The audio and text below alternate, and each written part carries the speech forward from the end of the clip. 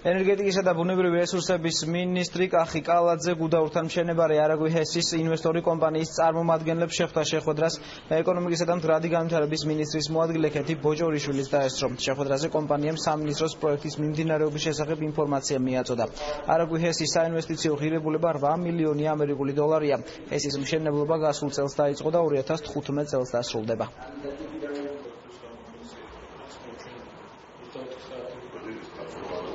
საომავლო გეგმები ძალიან დიდი ინტერესი აქვს ხობის რაიონში ახალი ჰიდროელექტროსადგურის მშენებლობის, რომლის სიმძლავრე იქნება 85 მეგავატი, რაც მისასალმებელია და ჩვენი მხრიდან მაქსიმალური თანადგომა იქნება ინვესტორს, იმიტომ რომ ეს შედის ჩვენი ქვეყნის, ჩვენი ხალხის ინტერესებში. ივნისის თვეში გაიხსნება პირველი მცირე ჰიდროელექტროსადგური, რომელიც არის პირველი უცხოური ინვესტიცია, რომელიც ამ სექტორში დაფინანსდება და მოხდება პირველი ელექტროენერგიის გამომუშავება გუდაური ჰიდროელექტროსადგურზე. ასევე ძალიან მნიშვნელოვანია ენერგეტიკისა და ეკონომიკის სამინისტროების თანამშრომლობა ამ კუთხით.